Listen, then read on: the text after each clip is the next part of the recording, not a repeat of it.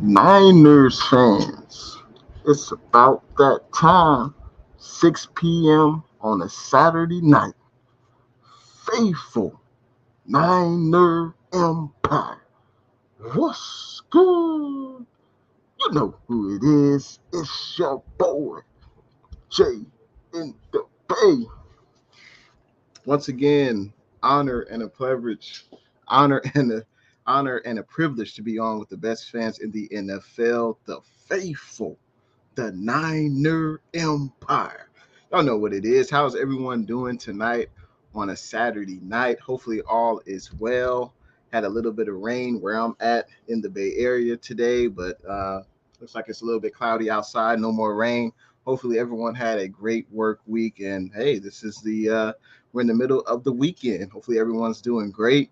I appreciate everyone hit that thumbs up button. And if you haven't, make sure you subscribe to Jay in the Bay. I appreciate it. Huge shout out to everyone watching Jay in the Bay Facebook, Jay in the Bay YouTube, and of course Jay in the Bay Twitter.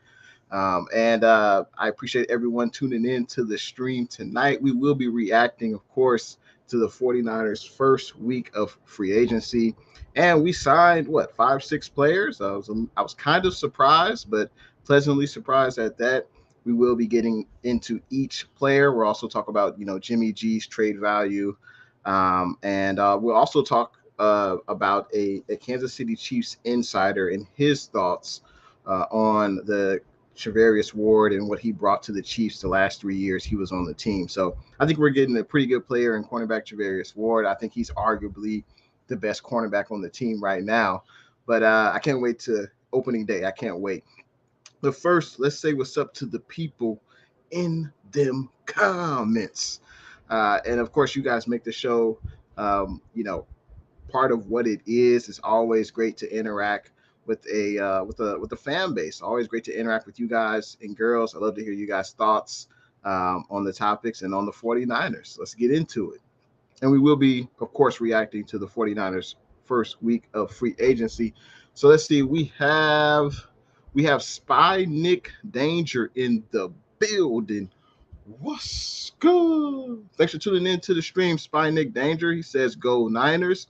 Hopefully, you're having a great weekend, Spy Nick. Appreciate that, Spy Nick. Make sure you guys hit that thumbs up button. Looks like we got Libby's World in the building. What's good? Thanks for tuning in to the stream, Libby's World. Libby's World says, "What's good, Jay? How you doing on this Saturday?" I'm doing good, and it's always a good day to talk about the San Francisco 49ers. And thanks for tuning in, Libby's World. Spy Nick Danger says, "Please trade or cut Jimmy G soon." That's a man. If I had a nickel for every time I heard that, I think it's a little complicated. Let's say you're selling your house, right? You've put a lot of time, energy into the house. You have memories of the house. Obviously, you spent some money on the house, and you put your house up for sale on the market, right? You feel your house is worth, let's say, $1 million, right?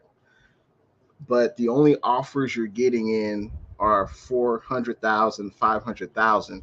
Either you're going to stand pat at that $1 million offer that you think will come and you think your house is worth, or you're going to, lower the price tag on your home. And it seems like the 49ers, obviously, we got a lot of history with Jimmy G, 5 seasons with the team, 2 NFC Championship game appearances, 1 Super Bowl appearance. Clearly, the 49ers value Jimmy G, and I think that's what it comes down to. The 49ers have a draft compensation or player compensation in mind for Jimmy G, and they're not going to budge from that. They have an idea of what Jimmy G will be, what he can garner on the market, and they're going to stick to that. I respect them for that to a certain extent, but also I'm with you. I am getting a little antsy, but there still are some quarterback needy teams in the NFL. There's no doubt about that. If we look across the landscape of the NFL, there are still several teams who need to upgrade at quarterback. If we look at the Indianapolis Colts, you know, they traded away Carson Wentz to Washington. Clearly, they're going to need an upgrade at the quarterback position, right? Also, you look at I thought maybe the Houston Texans. I know they have Davis Mills, but the general manager for the Houston Texans, he was a part of the New England Patriots franchise when Jimmy G was there, so there's a connection there. The Houston Texans, maybe they would trade for Jimmy G, maybe. You got to look at the New Orleans Saints. The New Orleans Saints need to upgrade at quarterback. They have Taysom Hill, but he doesn't look to be a viable starter in the league right now. Jameis Winston is a free agent. Unless they sign him, then I think they are still in that race for getting Jimmy G. Also, the Carolina Panthers. I think they still have Sam Darnold on their roster, but there have been, you know, Jimmy G has been linked to them as a possible upgrade over Sam Darnold, and I think he would be an upgrade over Sam Darnold at this point. I think Jimmy G would. So I agree with your sentiments, Nick Danger, but I mean, I think the Niners, they they know the value of Jimmy G. You know, he's got a winning record as a starting quarterback. And I think, you know, that's going to be attractive to some teams. Hopefully, though, hopefully we trade Jimmy before the draft. I mean, you got to hope that he'll be traded at least before the draft. Obviously, we could cut him as well. That would work too, but I don't think the 49ers are going to do that. I would be very, very surprised if the 49ers cut Jimmy G. I'd be shocked. But, hey, we'll see what happens, though. I appreciate your comments, though, Spy Nick Danger. Let's see. Got to respond to this super sticker. Hot diggity dog. Appreciate that, Blue True. Appreciate that $10 super sticker, Blue True. And I appreciate your continued support of the Jay and the Bay YouTube channel. I appreciate you, Blue True. Let's see. We got David McNew in the building. What's good? David McNew says, what's good, Jay? I am down. I am down to one Oregon potato for Jimmy G. That's funny. Man, it's the saga. The saga continues for Jimmy G. The saga definitely continues for Jimmy G. And I am waiting, just like everyone else, when we'll pull the trigger. I guess the best case, I guess we can hang our hat on is we're under the salary cap right now. I believe right now we're about $9 million under the salary cap. So we can still sign some free agents. And that's definitely a question I'm going to have for you guys. Who do you think the 49ers will sign? Who is on the free agent market right now?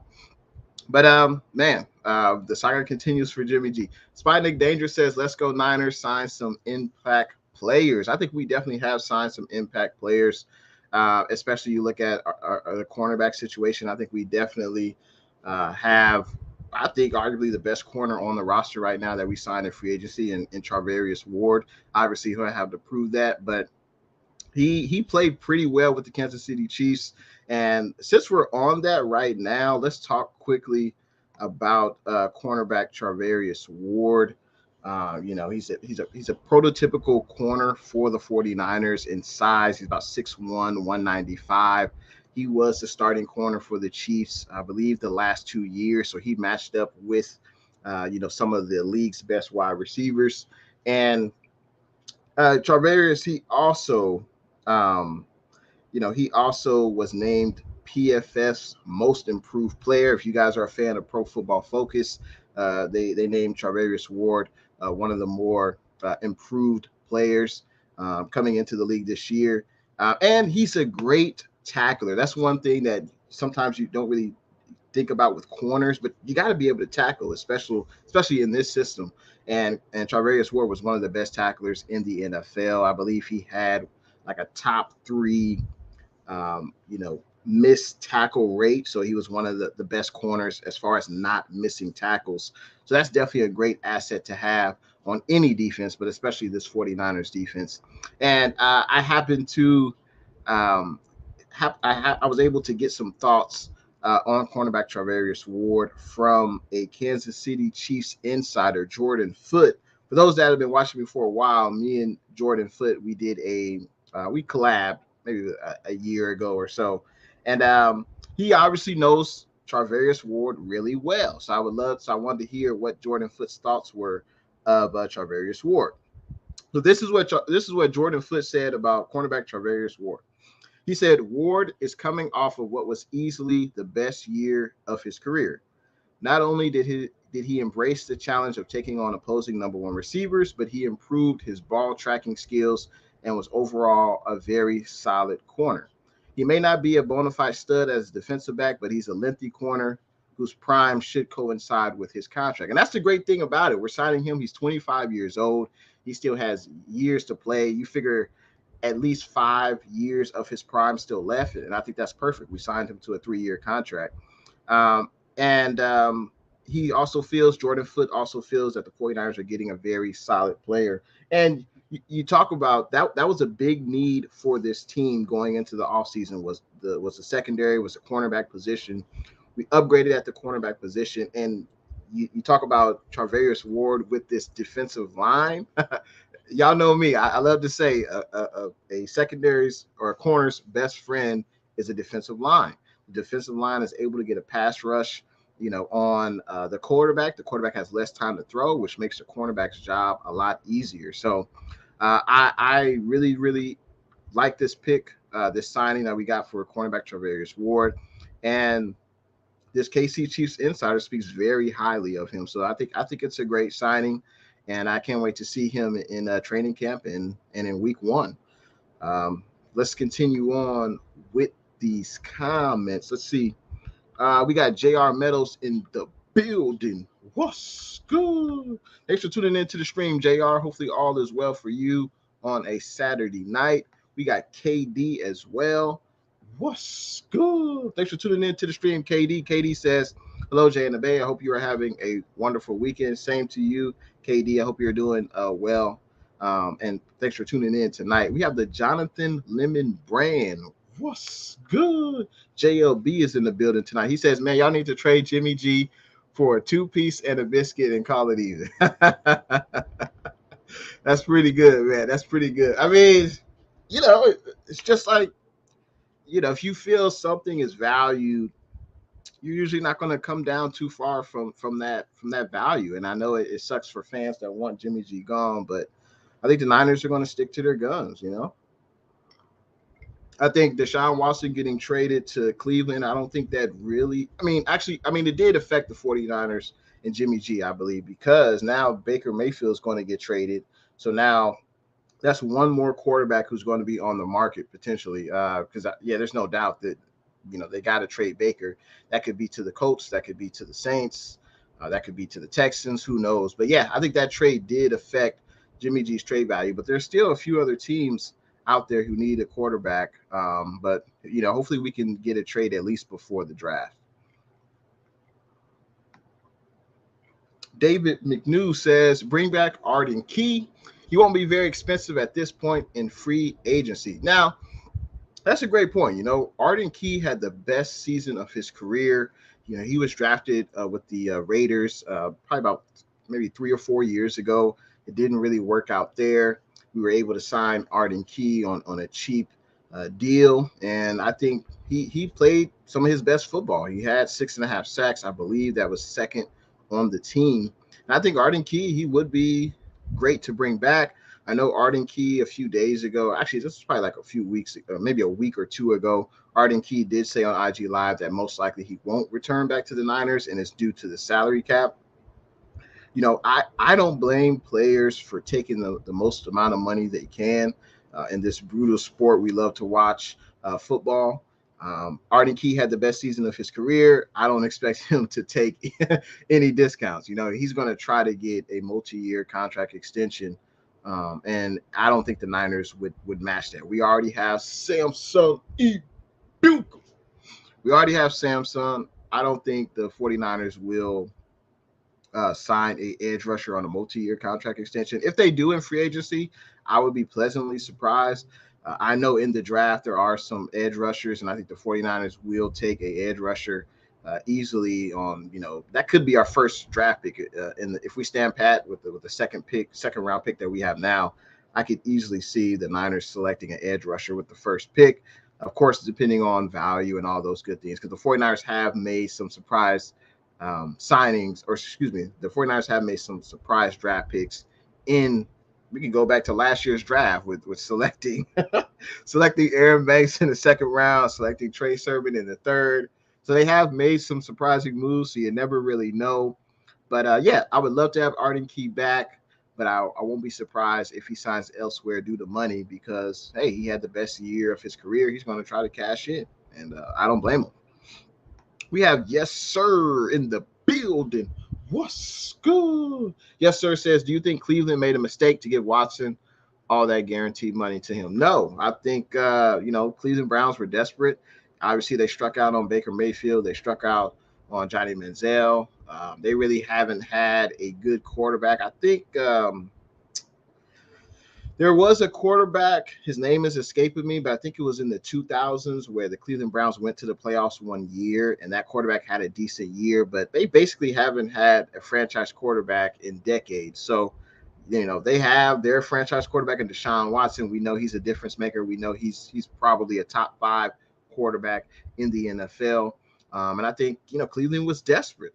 Cleveland was definitely desperate, and they were willing to give anything the Texans wanted in order to, get Deshaun Watson in that brown and orange uniform. So, when Deshaun Watson is winning games and taking the Browns to the playoffs, no one will really think about those draft picks. But that's what quarterbacks are worth, the draft capital, and also the contract. They're the highest paid players on the team, and hey, they touch the ball on every down. And I think the Cleveland Browns definitely don't mind at all spending that much. Spinic Danger says, Jay, if you had to trade one player on the team to add another draft pick in this draft, who would it be? Oh, that's a great question. I think one of the easiest contracts, I don't know if a team would trade for this player, probably not, but one of the easiest contracts the 49ers can offload and they'll actually save money is if the 49ers release or trade Samson. And Samson, I think he the first half of the season last year, he struggled. The last 8 or so games, and including the playoff games, Samson really shined, and he really excelled as an edge rusher. But Samson I think he's owed $6.5 million this season. If the 49ers cut him, the 49ers will only owe Samson about 1.5. So we would save $5 million just by letting go of Samson. So I think he could be a cap casualty, but it all depends on how the 49ers feel about Samson. But I think he would be the easiest player to trade, and we would also save money. Obviously, Armstead's contract was restructured, and Armstead's coming off one of the best seasons of his career. So I think I can't think of any other player. Maybe, and I know that this name has been brought out in this season, this offseason, I should say, is Dre Greenlaw. And Dre Greenlaw, unfortunately, he missed basically the entire year. He played 2 games in the regular season, and he did play the playoff games, but he missed a majority of snaps this season. And Aziz really stepped in, and Aziz made the most out of his opportunity. And Aziz seems like he's going to be here for years to come. I believe Aziz and the Niners are working on a long-term contract extension. So Dre Greenlaw could be a trade possibility, but I would love to see all 3 linebackers, Fred Warner, Aziz, and Dre Greenlaw, play together. But I understand Greenlaw's in the last year of his contract next year. It really doesn't make sense to extend 3 linebackers. We already know Fred Warner is the highest paid, defensive player on this team. And also Aziz plans on getting a contract extension. It won't be for the money that Fred Warner's getting, but it'll still be a multi-year deal. So I don't anticipate Dre Greenlaw will be on this team after next year because I don't think he would. I mean, why would he want to take a discount? Especially if he can have a pretty good season. So I guess for me, it would be Samson and Dre Greenlaw as players who could be traded for draft capital. Great question, though, Spy Nick. We got Redder in the building. What's good? I see a new avatar, man. How you feeling about your man, Mitch Trubisky, Redder? I would love to hear your thoughts about Mitch Trubisky, man. Let's see. NYCE, what's good? Thanks for tuning in to the stream, NYCE. He says, what's good, Jay? Hope all is well. I have a question within the Kyle and John era. Can you name a big name player we got during free agency? I noticed that we built through the draft and then added as the season went on. I think the 49ers have made some signings in free agency that were big money, but not necessarily, big name players. Like we signed Jet McCannon, gave him a whole lot of money, didn't work out. We signed Quan Alexander, didn't work out. Traded for D Ford, that ultimately didn't work out. We signed Kyle Juszczyk. That was a signing that went very well. But yeah, the 49ers really don't spend huge money. We signed Richard Sherman. I mean, I don't know if that was huge money. It wasn't double-digit per year salary, but that was a big name that we signed in free agency was Richard Sherman. But I don't think this team really does that. I mean, this team, obviously, we are hampered with the salary cap and with Jimmy G's salary still on the books. But this team normally they don't get top 10 players at their respective position. If you look at besides Juszczyk, if you look at all the other free agent signings, it's never been Devontae Adams or Bobby Wagner in his prime. Like it's just never been like that for this team, or at least this regime, the Shanahan and Lynch regime. It's just never been like that. They get tier 2, tier 3 players. They coach up the players. And then they also, build through the draft. And I think that this is what this team's MO is. And, I would say it's worked so far. I mean, this team has been successful so far. So I like the moves that we've made. And speaking of the moves that we've made, bringing in the free agents that we have so far. So obviously it was cornerback Charvarius Ward. We brought in wide receiver Ray McLeod, and I think that's a pretty good signing. Obviously he's going to be a kick returner, punt returner. He can also play, within the offense. I like that as well. He had one of his best seasons of his career with the Pittsburgh Steelers last year. Hassan Ridgeway, defensive tackle. I think he will be a special teams guy. I think he'll be a rotational defensive tackle. We obviously like to use, 7 to 9, maybe 10 defensive linemen on the active roster. He could be one of them. And I think he'll be a rotational defensive tackle. It'll be interesting to see if the Niners start off. Obviously, Javon Kinlaw, if healthy, is going to be the defensive tackle, and who's going to line up beside him. Hopefully it's Eric Armstead. I think Eric Armstead had, one of his best seasons he's had in the red and gold. But we'll see. Also, linebacker Oren Burks we signed from Green Bay. He's basically been a special teams player for majority of his career, and I think he will contribute to that area. But isn't it great to see NYCE that the Niners are putting an emphasis on, upgrading the special teams unit? Getting Ray McLeod. He can contribute on special teams, punt return and kick return. We haven't really had a great punt return kick returner since Ted Ginn Jr. So it's been quite a while. And obviously we got a new special teams coach. So I think the special teams can only go up from here. And obviously adding in Oren Banks and Ray McLeod should help that. And we got a starting safety. I feel George Odom he signed a 3-year deal with the 49ers. And I think he will be our starting safety beside Jimmy Ward. I wouldn't be surprised if we draft a safety in this year's draft as well. More competition. I think that's always good to have more competition. No one should just be necessarily given the job. But I think Odom, he's on track to be the starter unless Hufanga beats him out, or if we draft a safety and they beat out both of them, which would be surprising. Let's get to this super chat. KD, hot diggity dog. Appreciate that super chat, KD. He says, do you think Baker Mayfield will be able to do his commercial with this new team? That's pretty funny, man. He does have a ton of commercials, and obviously, when you do a lot of commercials, it obviously helps if you're a successful quarterback. Like if Tom Brady's, no one talks about Tom Brady's commercials. No one talks about, Pat Mahomes commercials or Josh Allen if he had commercials. But when you're not doing really well, those commercials definitely stand out. And, it kind of rubs people the wrong way. But that's a pretty good comment because all of those commercials were basically like in the Cleveland Brown Stadium and things like that. So, but yeah, that's going to be funny. I don't know if we'll be seeing those, too much longer. KD, appreciate the super chat though, man. Appreciate you.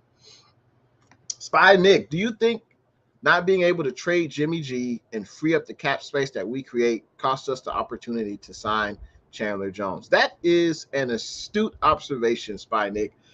For the money that the Raiders gave Chandler Jones, what was his contract?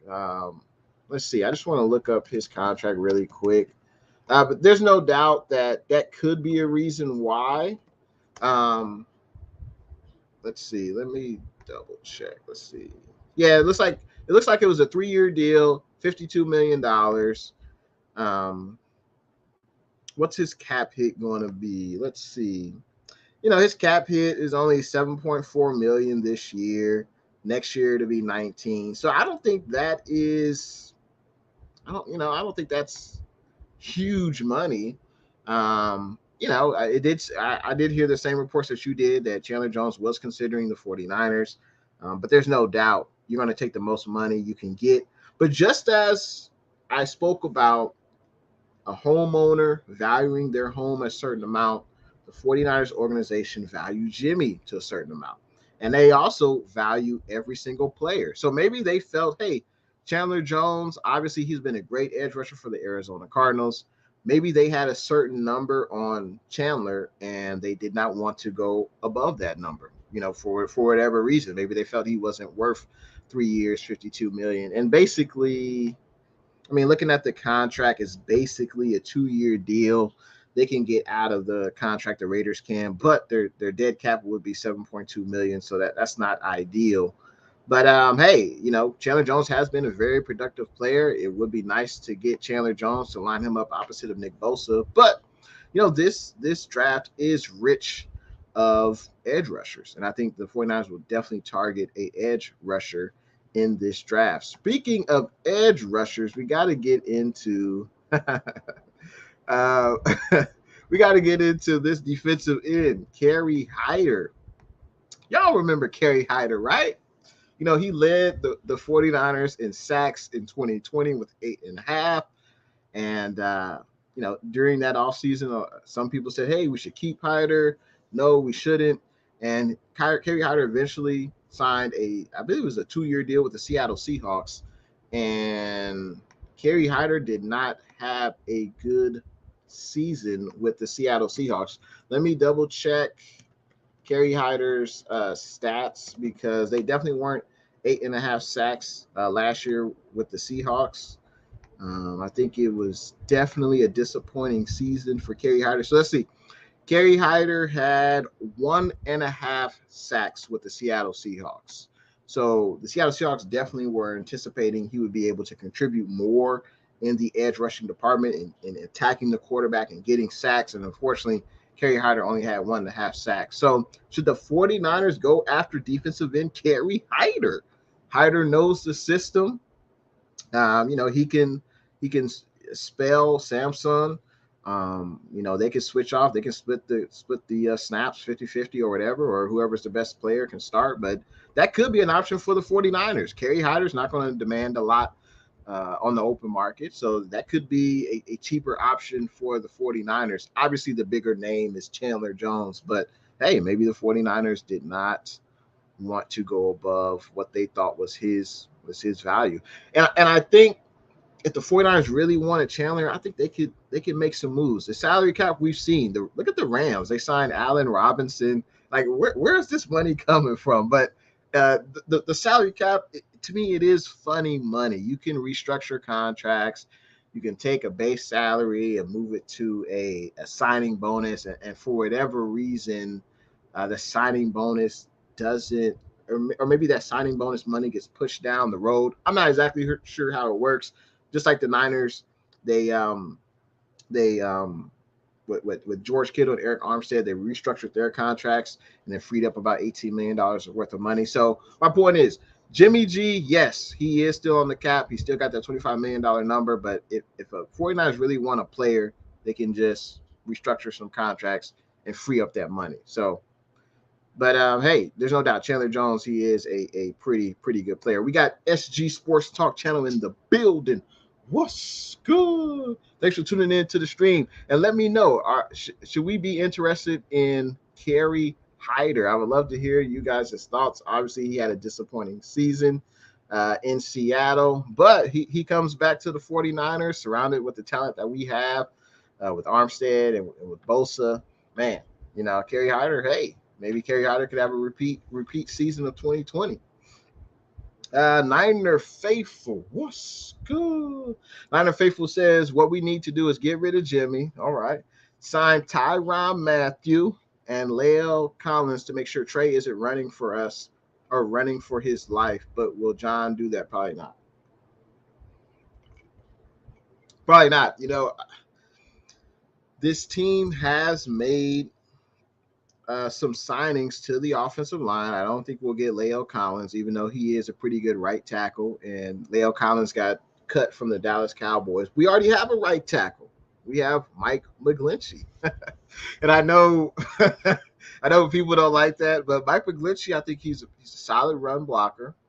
Obviously, we know he could improve in the pass blocking area, but he's under contract for the 49ers, 1 year, $10 million deal. And I don't think the Niners are going to trade him or cut him. I think he's owed that $10 million. Let me double check that, but I would be highly surprised if the 49ers would let McGlinchey go, would cut him or trade him. And we can't sign everyone. It's an unfortunate part about the NFL. You can't sign everyone.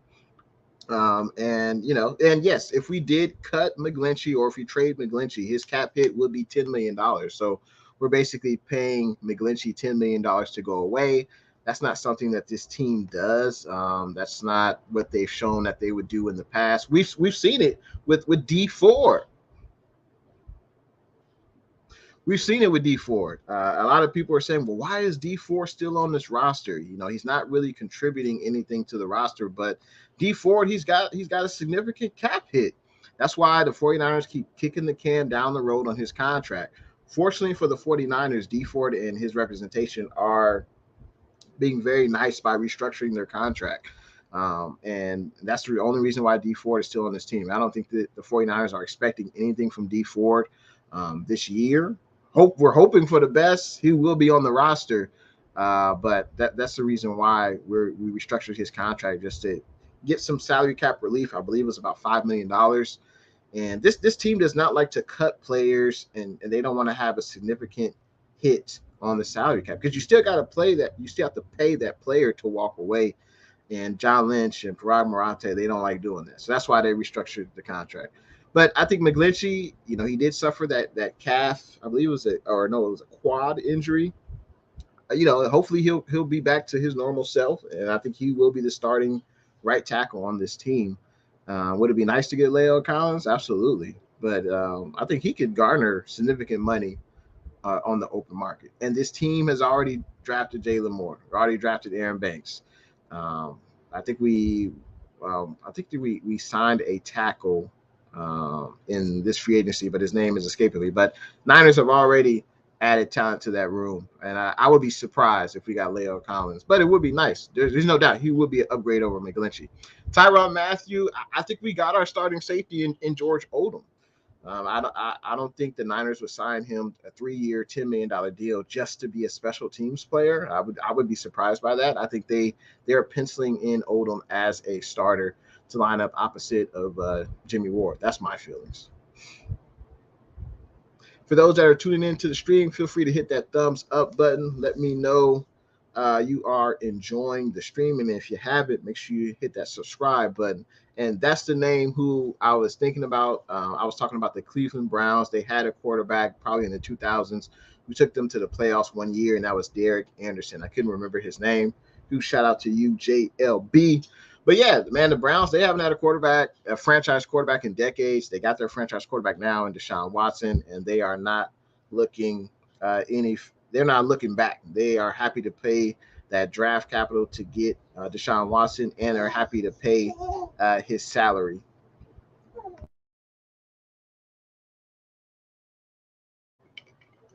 We have Damian Lee in the building. What's good?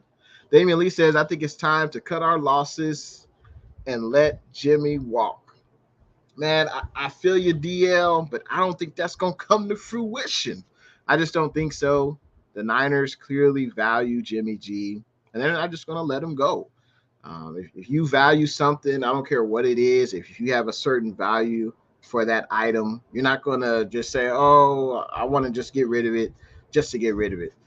Usually that's not the case, especially when you have a quarterback who's been to 2 NFC championship games, 1 Super Bowl appearance, has more wins than losses on his record, and he's beloved by his teammates. So I just don't think the Niners are just going to cut Jimmy G. I think maybe, hopefully they don't allow this to go into training camp and all that, because that would be terrible for Trey Lance. And why would Jimmy put up with that? He would just say, hey man, just release me.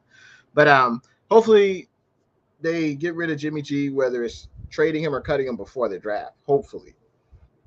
We got Edward in the house. What's good? Thanks for tuning into the stream, Edward. He says, hey, Jay and Faithful, this offseason is one of the biggest ever for the quarterback. I completely agree. Brian Griese, we hired a new quarterback coach in Brian Griese, and, he's got a huge task in front of him to be basically the voice in Trey Lance's head. And that's going to be very interesting to see how that plays out. Brian Griese has no coaching experience. We know Brian Griese was the starting quarterback under Mike Shanahan with the Denver Broncos. That's where that relationship was cultivated there. And Brian Griese knows what Shanahan wants from his quarterback. So, hey, it'd be interesting to see that play out.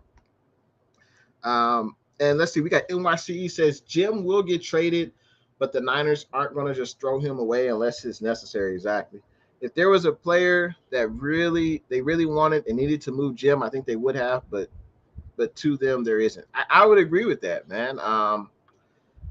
It's something I admire about the Niners, and hey, they have their value for Jimmy, and they know that there's a team who will trade what they want for Jimmy, and it's something I respect.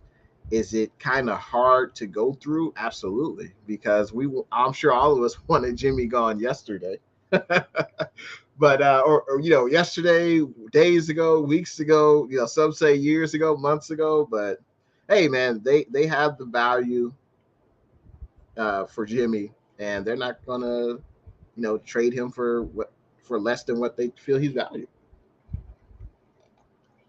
I think that's just, it is what it is, man. Let's see. We got 49ers first takes. Hot diggity dog. What's good with your first takes? Appreciate that $10 super chat. He says, what's up, my Niner brethren? Hope all is good. Imagine Eddie D being in charge. We wouldn't be shopping at the dollar store, and this Jimmy nonsense would have been over. I completely agree with you. But there's a new regime, and it's Lynch and Shanahan, and they do business very differently. And also, of course, when Eddie D was there, we know the 94 season, there was no salary cap. So it was much easier to just sign anyone you wanted to. But hey, it sucks that Jimmy did get the surgery late. Hey, part of me feels, Jimmy wanted to rehab it, and the rehab just wasn't gaining enough traction. They weren't able to repair that shoulder in enough time, so they opted for surgery. But it does suck. But if you're Jimmy, why would you hurt your own trade value? I guess the only way you would want to do that is if you want 100% say in where you end up. And I know Jimmy and John Lynch, they have been in talks. Obviously, I think they should have this approach, just trade Jimmy to the highest bidder, but it doesn't seem like that's necessarily the case. It seems like Jimmy and Lynch are working hand in hand, some people would say, to find a trade partner. But the amount of teams that need a quarterback are, declining as the days go on, especially with Baker Mayfield is now available for trade. I think, the Colts, the Saints, the Texans, those are probably three teams who could be interested in Baker. Maybe not the Texans, but I think definitely the Colts and Saints because they're kind of like a quarterback away. So it'll be interesting to see how all this plays out. I know everyone's just counting down the days, just counting down the days until until Jimmy is off this roster. Spy Nick, do you trust Lynch and Kyle to solve our offensive line and secondary problems in free agency and the draft? That's a great question, Spy Nick. We know we needed upgrade at the cornerback position, and I think we've got that with Charvarius Ward. So now we look at our corners. Charvarius Ward, Emmanuel Mosley probably are the projected starters. You got Ambry Thomas, you got Lenore, and I believe those are the four cornerbacks under contract. I think Dante Johnson is a free agent. We know we're not bringing back Josh Norman. K'Wan Williams is a free agent. I don't know how you guys feel about K'Wan, but he did not have his best year last year. And some people will say, well, hell, K'Wan got cooked by Cooper Kupp. He's the best wide receiver in the NFL. Very true. But even outside of that, I just don't feel like K'Wan played his best season. He is reaching that age of 30 years old. He's not going to get better. And we already drafted Ambry Thomas. We drafted Lenore. Why not we put one of them in the slot? So I think I would be surprised if the 49ers bring on another corner in free agency. Unless we brought back Dante Johnson, which, I'm cool with that. I think he played solid last year. He knows the system. Offensive line,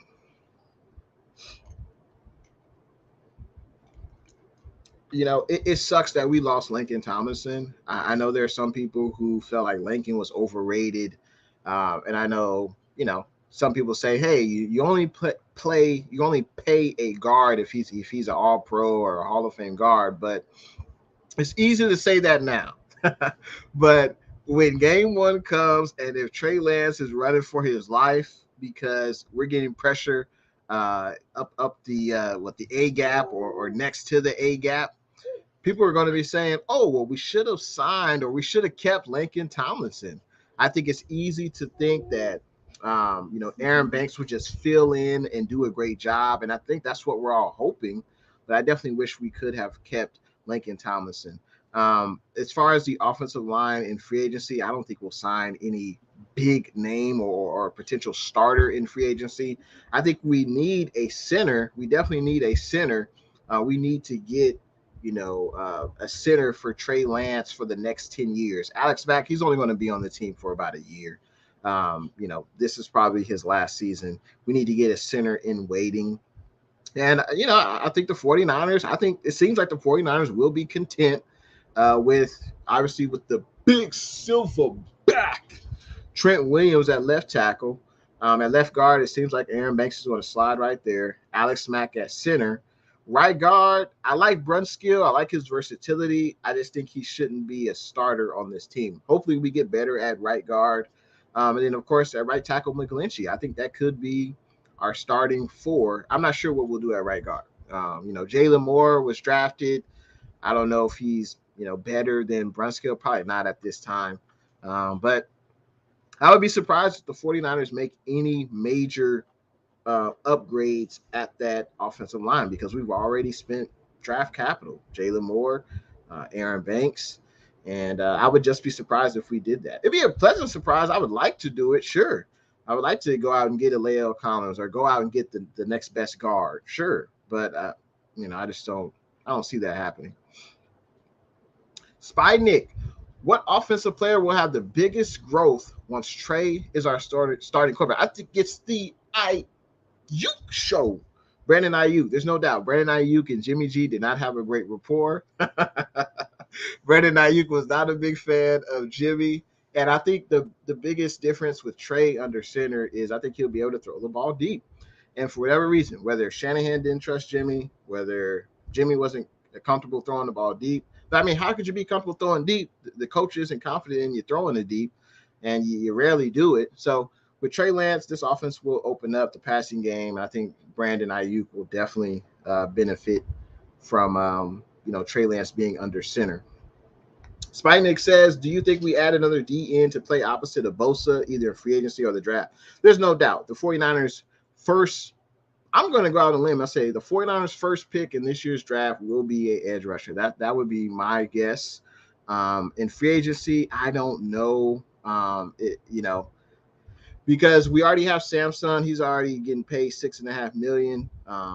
And Bosa, we know, he's making, Bosa, Armstead, and Kinlaw, they're all making in the millions. So I would be surprised if we brought in another edge rusher in free agency, unless we brought in Arden Key or maybe Kerry Hyder.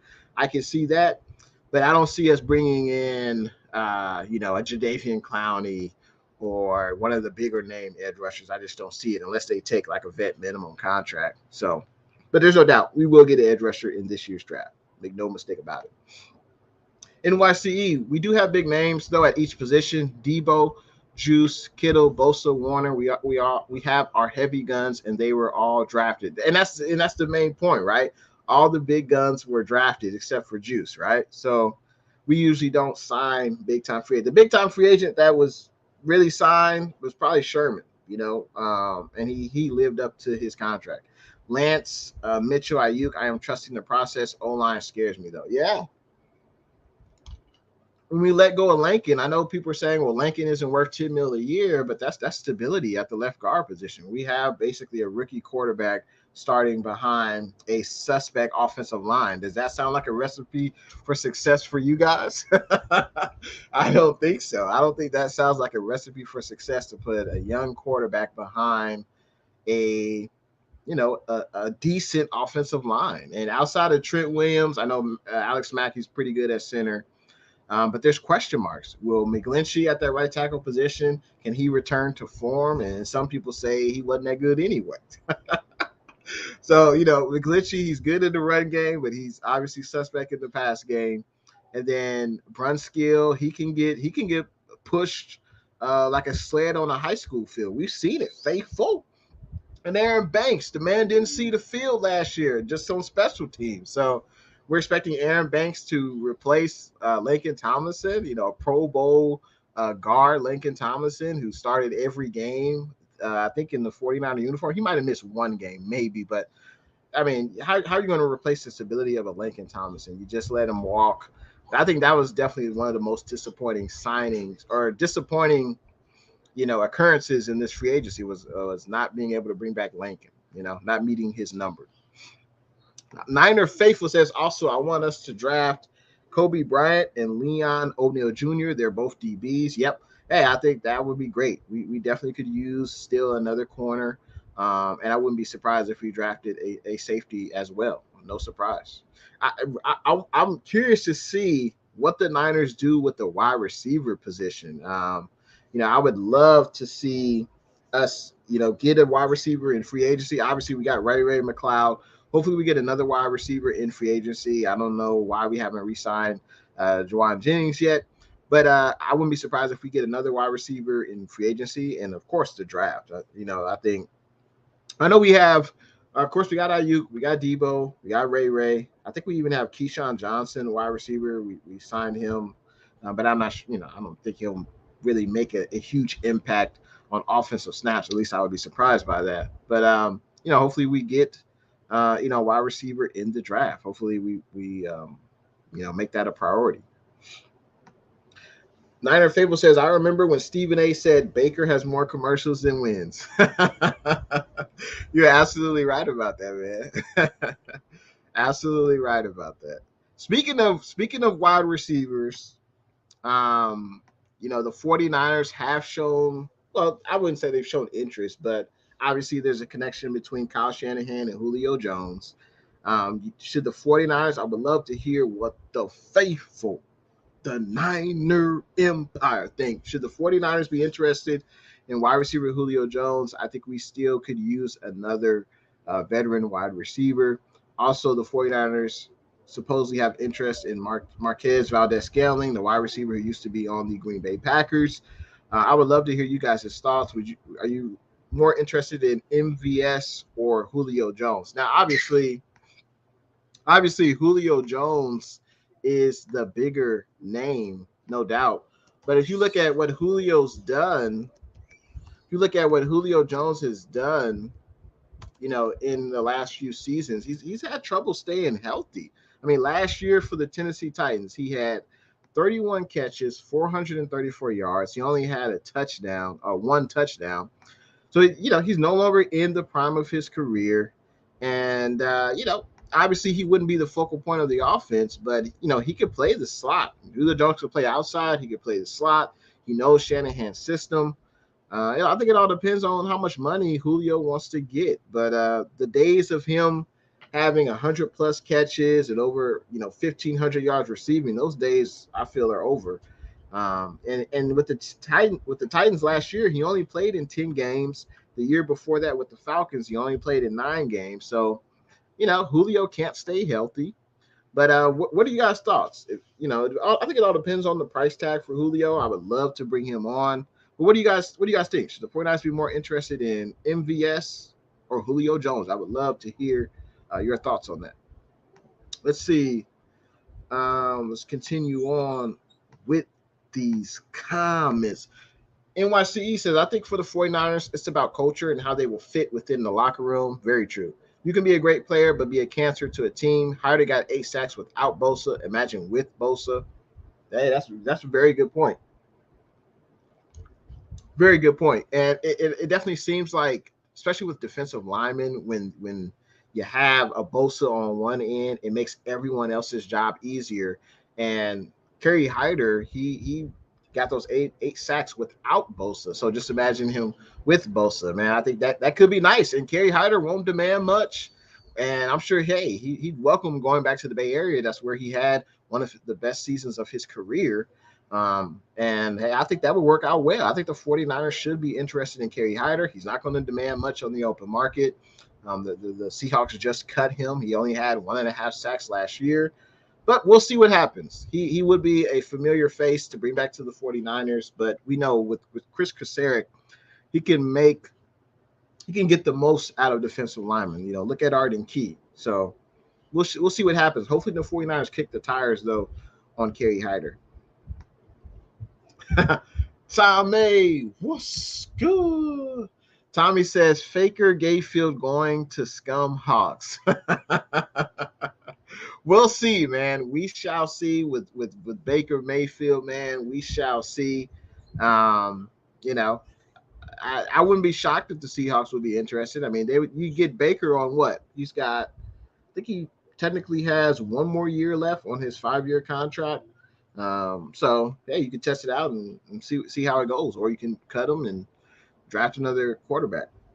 Spynick says, only sign Kerry Hyder if Chris Kasarik says to. Kasarik is the defensive end whisperer. I completely agree with you, man. I completely agree with you. He is the defensive line defensive line whisperer. He gets a lot out of the defensive line, and that's why he's one of the highest paid defensive line coaches in the NFL. We got Niner Sickness in the building. What's good? Niner Sickness says, what's up, faithful? Hopefully all is good in your neck of the woods, Niner Sickness. He also says, hola, Senor J in the Bay. And he also says, Viva la Raza. All right, man. I appreciate you for coming into the stream tonight. Niner Sickness.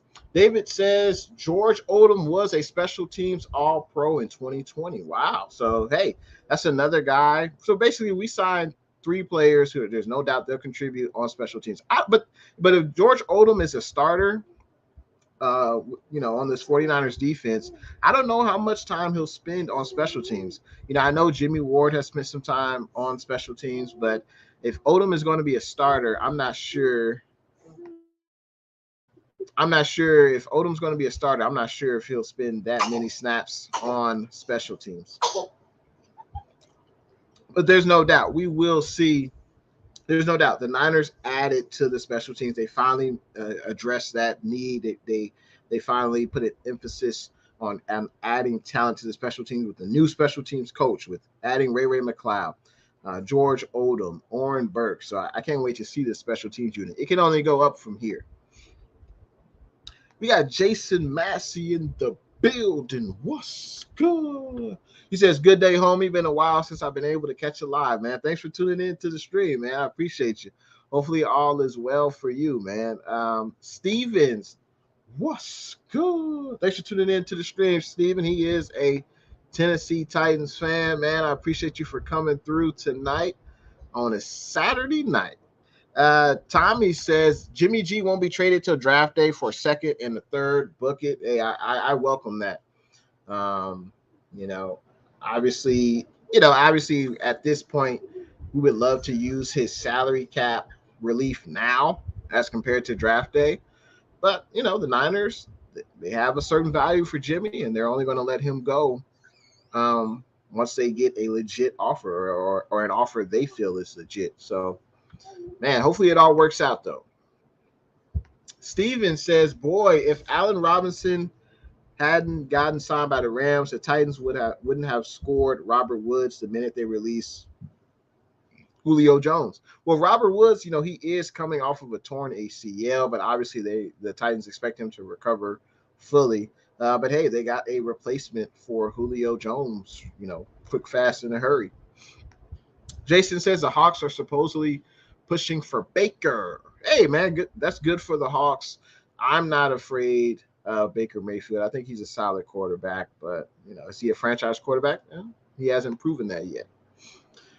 David says, I think keeping Jimmy G was a business decision. If Lynch waits until he's medically cleared to cut him, then we don't have to pay that 7.5. That's very true. And still get a 2.4 million cap hit. I think, yeah, that's very true. And that could be one reason why the 49ers don't trade him, is because let's say if the Colts trade for Jimmy G and he doesn't pass a physical, then that trade is null and void, and Jimmy G comes right back to the 49ers. So that could be an option for the 49ers and Lynch. Hey, let's keep Jimmy until he's medically cleared. Then, and also I think that would entice teams to trade for Jimmy more. I mean, you can have a worse injury for a quarterback going into this offseason where you're going to get traded or cut or whatever. It's an injury to your throwing, to your shoulder on your throwing arm. Like, it can't get any worse for a quarterback. And I think if teams know that Jimmy is medically cleared to play, I think they'll be more likely to trade for Jimmy G. Make no mistake about it. But yeah, that's great info, David. Because if we cut Jimmy G now and he's not medically cleared to play, or he can't pass a physical, we have to pay him that $7.5 million, and that's not a good thing. NYCE. I would like to bring back Jason Verrett.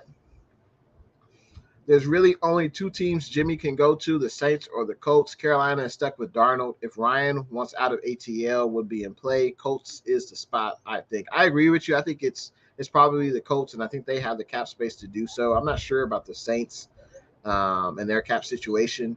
But, Carolina, they have Sam Darnold, but, I think they could probably trade or maybe cut Darnold. I think he's still, I don't know what Darnold's contract. I don't know if he's in the 5th year of his contract yet, or he could be his 4th year. I'm not sure. But Jason Verrett, I would have said yes to Verrett, but let's be real. Jason Verrett, he's not going to garner much on the open market. He's coming back from a torn ACL. We know Jason Verrett's injury history, and we know in 2020, Jason Verrett had a hell of a season with the 49ers, and he played in every game. I don't think Jason Verrett will garner a lot on the open market. I think the 49ers, maybe if it's a 1-year vet minimum, hey, why not? And there's no guarantee he makes the roster. He could get cut in training camp or whatever. We don't know how he's going to recover from that torn ACL. But yeah, Jason Verrett, you add another veteran who already knows the defense. Hey, I'll be down with that for sure. For sure, NYCE. We got Jag in the building. What's good? How you doing today, Jag? He says, how confident are you in Banks at left guard? As confident as I could be, as he didn't hit the field last year, Jag. I mean, I'm not doubting him. I'm just saying I haven't seen him start. So how confident can I really be? I mean, we all assumed he would take over that right guard spot with Daniel Brunskill, but that didn't come to fruition. Brunskill was like, "You're not taking my position. No way." Brunskill is a veteran. He knows the offense. But I'm intrigued to see Aaron Banks in training camp. He's got a lot to prove. He's a second round pick. People were expecting him to start last year, and hey, hopefully he has the best season of his life because he's going to need it. He's definitely going to need it. Jalen Moore. I'm not sure about Jalen Moore. I think Aaron Banks is probably the projected starter at that left guard spot, and Jalen Moore. I think Brunskill, we put a tender on his contract, so we can match if another team offers him more money or whatever. But Brunskill most likely will be back with the team. I would love to have. I don't mind having Brunskill on the team. I just think we need to get a upgrade at that right guard spot, especially in pass blocking situations. But I'm very, very uncertain. I would say I'm concerned. I'm concerned outside of Trent and Alex Mack. There's definitely concern at that left guard, and right tackle. There's no doubt about that. He says, Jag also says, if we do edge in draft, I like Cam Thomas from San Diego or Joe Pascal from Kentucky. Your thoughts? Yeah, I've heard of Pascal from Kentucky. I haven't really heard of Cam Thomas from San Diego. I would definitely have to look at their film, their college, and things like that. But I definitely think the 49ers will put an emphasis on getting an edge rusher in this year's draft. I think that'll be our first pick. If we stay in the second round with our pick that we have now, I think the 49ers will draft a edge rusher. I think honestly that's probably our number one need going into this draft. I definitely think need a wide receiver. I would love to get a wide receiver, or obviously we're going to need a running back. But I think edge rusher to pair up someone young who can be under contract for the next 4 years, and they'll be under Chris Kaceric's tutelage. That's something that's very, very valuable. And if we can get a stud to line up opposite of Nick Bosa, hey, we won't need a Chandler Jones, So definitely looking forward to see who the Niners bring in at that edge rusher position. Spynick says only sign Julio if he is cheap. Otherwise, draft a wide receiver or two.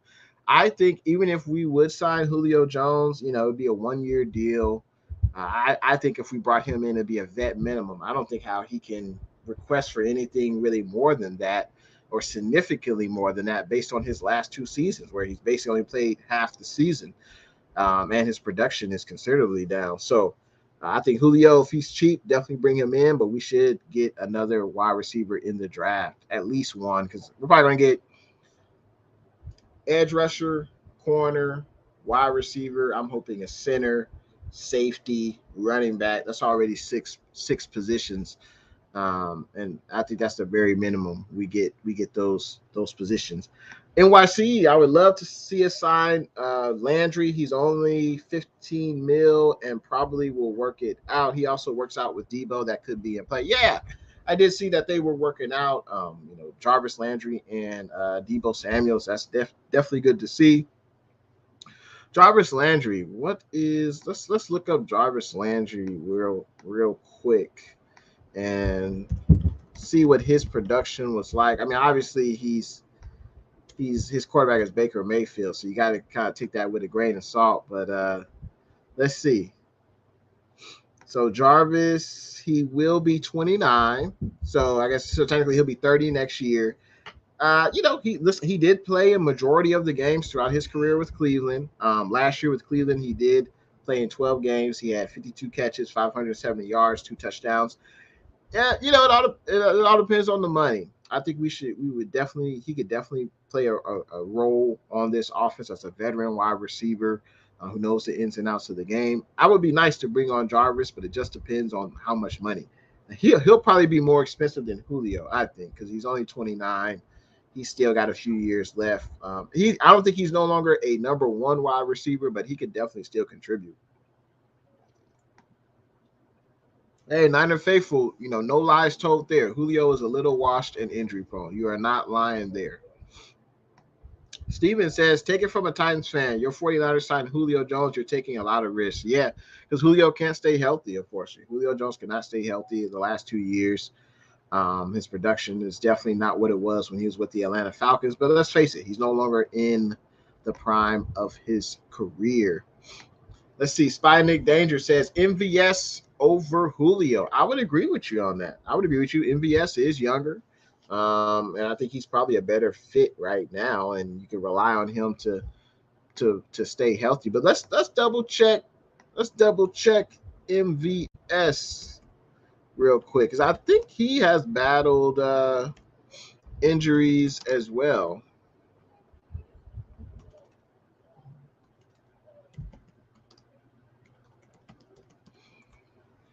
Yeah, I think MVS has battled some injuries as well, but there's no doubt he is fast and he can add something to this offense. Make no mistake about it.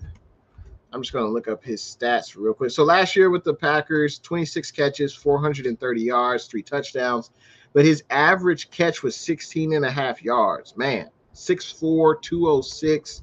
Yeah, Trey Lance could definitely use him in the 49ers passing game. Last year, he only played in 11 games, but every year, his first 3 years in the NFL, MVS, Marcus Valdez-Scantling, he played every game. Last year, he did have some injury issues. So, yeah, it all depends on the price, but I think the Niners should definitely go after MVS, no doubt. And I would love to hear the faithful, the Niner Empire. Which former player will you miss the most? I would love to hear you guys' thoughts. Which 49er that we lost in free agency this year will you guys miss the most? Obviously, Laken Tomlinson signed a deal with the New York Jets. He reunites with Robert Saleh. DJ Jones goes to the Denver Broncos. Kentavious Street goes to the New Orleans Saints. Raheem Mostert goes to the Miami Dolphins. Tom Compton goes to Denver. And Trent Sherfield went to the Miami Dolphins as well. The player that I will miss the most, I think, is Raheem Mostert. You know, that 2019 season, he was the catalyst behind the 49ers getting to the Super Bowl. We were able to just dominate teams on the run. I think I'll definitely miss Raheem Mostert the most. For the 49er team, I think we'll miss Laken Tomlinson the most. He brought stability alongside, Trent Williams on that offensive line. And I think we will miss him because there's no doubt. You can't tell me that Aaron Banks is just going to slide right in and be just as good as Laken Tomlinson. I would be surprised if that happens. I'll be pleasantly surprised, but I don't think that's going to happen. DJ Jones, of course, I miss DJ Jones and what he did last year in the middle of the defense with him and Armstead, helping us become one of the best run defenses in the NFL. No doubt DJ Jones will be missed. But I think for me, I'll personally miss most Raheem Mostert, and I think the 49ers team will miss Laken Tomlinson the most. I would love to hear you guys' thoughts in them comments. We got David V in the building. What's good? Thanks for tuning in to the stream, David V. Hopefully all is well for you on a Saturday night. Blue True says, are you going to miss DJ Jones? Go DJ, that's my DJ. Go DJ, that's my DJ. Absolutely will miss DJ Jones. I mean, he was a 6th-round pick in John Lynch's first draft in 2017.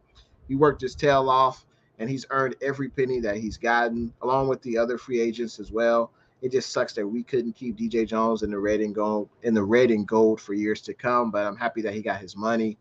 And man, I think we play Denver next year, so we will see DJ Jones next year. And hey, it'll be interesting to see him match up with our offensive line. That's for sure. Niner faithful, but if Kyle wants Julio, I say sign him. He could be Trey's late career Randy Moss like what Cap had. That's very true. And maybe we could use Julio in the red zone. Maybe. I mean, he's 6'3". I know he hasn't had a ton of touchdowns, but maybe.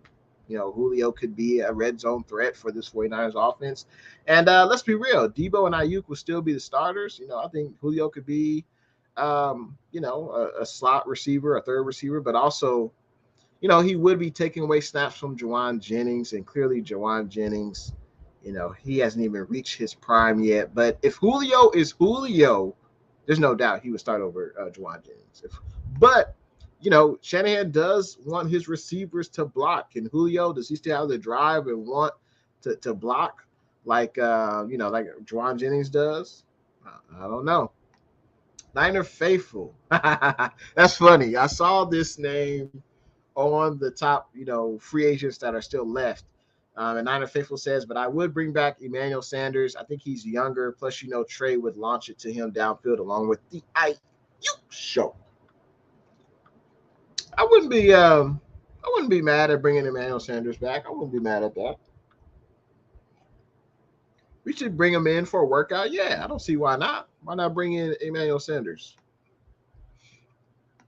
NYCE says, fake news, Matt Ryan to Sea Chicken Tunas, Jimmy G or Jameis Winston to Falcons or Colts, Baker to Saints. You never know. Yeah, that's true. You never really know. You never know what these teams are going to do because there are so many quarterback needy teams. So NYCE, hey, Jay, come to think about it, did we franchise tag anyone? No.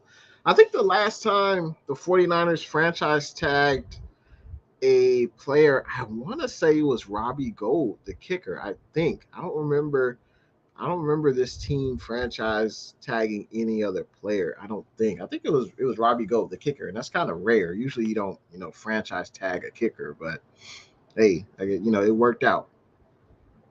Niners sickness. I would like to bring back Kerry Hyder. Yeah, why not, man? He's not going to cost too much. He knows the system. You line him up opposite of Nick Bosa, and then you'd have, Nick Bosa rushing from one end. You'd have Samson and Kerry Hyder rushing from the opposite end. Hey, I like that. Niners sickness says, 49ers faithful, stop chasing the big names who are past their prime time. Yeah. You said Julio Jones past his prime? Yeah, you're probably right about that, Niner sickness. You are probably right about that. Blue True says, thumbs up the video, Niner Empire. Yeah, if you guys are enjoying the stream, feel free to hit that thumbs up button. And if you haven't, make sure you subscribe to Jay in the Bay on YouTube. Jag says we could look at Christian Watson or Michi out of Alabama. If looking at running back, I like Cook out of Georgia, I believe. Yeah, those all sound like players who can contribute to the 49ers in year one. And I definitely think we will look at getting a running back in the draft. I wouldn't be surprised if we brought in a veteran free agent running back. One name that comes to mind, veteran free agent running back, would be Melvin Gordon. And Melvin Gordon was one of the running backs on the LA Superchargers, or I think back when they were the San Diego Chargers, but you know what I'm saying. Melvin Gordon knows Anthony Lynn. Anthony Lynn knows Melvin Gordon. That could be a potential signing for the 49ers, bringing in Melvin Gordon. He knows what Anthony Lynn wants from his running backs. If we look at Melvin Gordon's stats from last year, he played with the Denver Broncos, and he is a free agent. Let's check him out. So let's see, Melvin Gordon, 6'1", 215. He is 28 years old, so he'll be 29 when the season starts. He played in every game last year. He had 203 carries, 918 yards, 8 touchdowns. He can still be a productive back. His longest run of the season last year was 70 yards. So Melvin Gordon, but he could command maybe a 2 or 3 year deal. I don't know if the 49ers would be interested in that. But Melvin Gordon does know Anthony Lynn. He knows the system. So that could be a good option for the 49ers. All depends on, of course, the money. Let's see. NYCE says, I think Lincoln and Raheem will hurt the most. I agree. And for those that are just tuning in, feel free to leave your thoughts in them comments. I had a question up. Which former 49ers player do you think you personally will miss the most? And also, who do you think the 49ers will miss the most? I originally said Raheem Mostert and Lincoln Thomason as well. So feel free to let me know in the comments section which former 49er player leaving will hurt you the most. I would love to hear your thoughts. And also, hey, are you interested? Do you think the Niners should go after running back Melvin Gordon? Tommy Huxley says DJ Jones, aka Leverage McLeverage or McLeverage, is irreplaceable. Run stuffing, pass rushing, homegrown talent that you need to keep. Yeah, I mean, I would agree with that, Tommy. I would agree that I don't know if he's irreplaceable, but can Kinlaw do what DJ Jones does? We haven't seen that yet, at least on a consistent basis. Unfortunately, Kinlaw has had trouble staying healthy. So we'll see. I mean, I think the Niners, they got Hassan Ridgeway. They brought back Kevin Givens. Armstead, obviously, we know what he can do on the inside of the defensive line. But I wouldn't be surprised at all if this team drafts a defensive tackle, to kind of help replace the absence of DJ Jones. I think that'd be very smart for this team to do. NYCE says, hey, Jay, remember how we got Lincoln? Things can happen during the draft. And, yeah, I think we traded a 5th-round pick for Lincoln Tomlinson from the Detroit Lions. So you never know. And NYC continues, wouldn't be surprised if they see O-line players they want on certain teams and target the team during the draft. Lincoln was a 6th. Oh, okay, it's a 6th-round pick. Okay. Hey, that's even better. Jag says Lincoln was crazy reliable and always steady, just was hoping to give Trey max protect. And that's what I'm saying, Jag. Why are you – I don't know if it's being cheap or whatever, but why are you not giving Trey the best possible chance to feel protected in that offensive line? You let Lincoln Tomlinson go. I know you think you can just bring someone else in to replace him, but like Jack said, he was reliable, steady. I don't even think he gave up. He might have gave up 1 sack this season. You telling me Trey Lance can't, benefit from someone like that who's in front of him? Like, I don't know. That's very, very frustrating.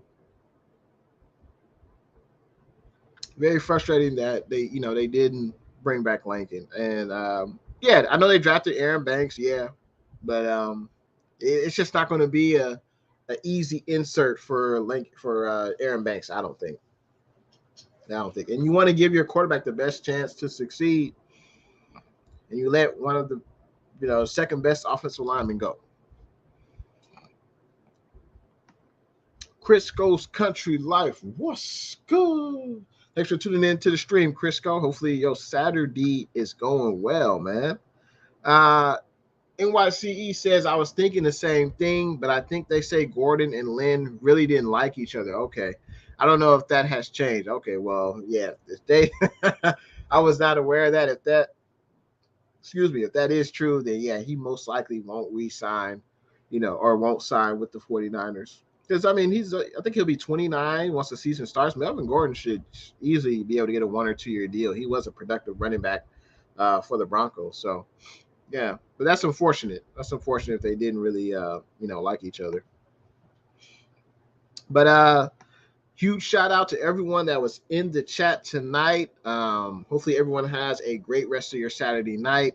On the Jay and Bay YouTube channel, you can expect the latest 49ers news. I will do live streams like this at least once a week. And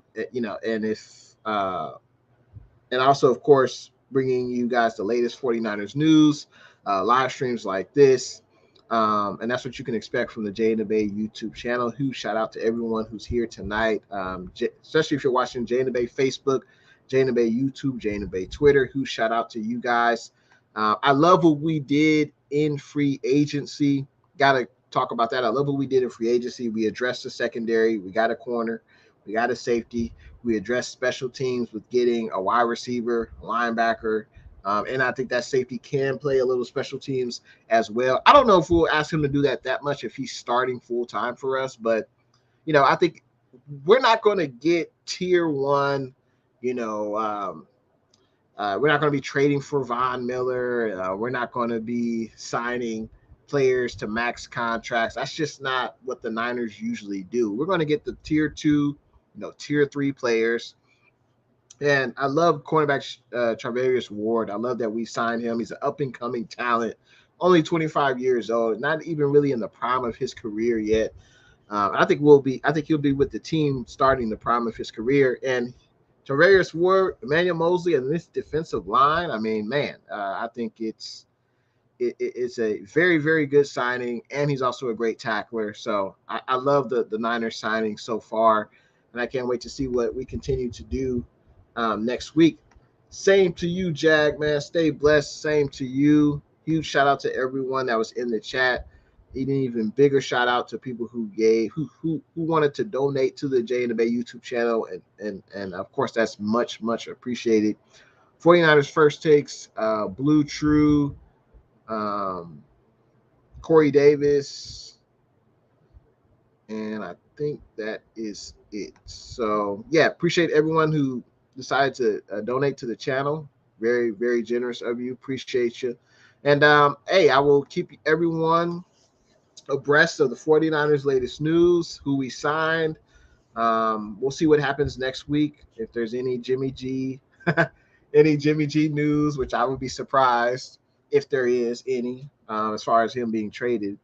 But yeah, man, I appreciate everyone rocking out with me on a Saturday night. Hopefully everyone has a great rest of your weekend. I'm intrigued to see who else John Lynch brings in to this roster to continue adding talent to this team via free agency and of course the draft, which can't come any sooner. I think the draft is we're about a month and maybe a week and a half away from the draft. I can't wait for that. NYCE, appreciate you, man. He says, great show, Jay. Have a great rest of your weekend, and same to you. And man, we've been on an hour and 20 minutes. That has really flown by. And I can't thank you guys enough for joining me on a Saturday night. I'm sure y'all could have been doing a lot of other things. But I appreciate y'all tuning in. Make sure to hit that like button on the way out if you haven't. And also make sure you subscribe to Jay and the Bay. And if you want to support Jay and the Bay even more, hey, feel free to check out my website. You can get this nice cup here. What's good? Also, hey, I got a nice shirt. What's good with the mask? Hey, if you like, feel free. You can check out the store. It should be in the comments. Yeah. Feel free to check that out if you like. Feel free to check it out. See what you like. But huge shout out to you guys. Thanks for supporting me. Thanks for watching the show tonight. And I can't wait to see what else John Lynch does to put talent to this team. And thanks for watching your boy, Jay in the Bay. I will see you guys in the next one. Go Niners.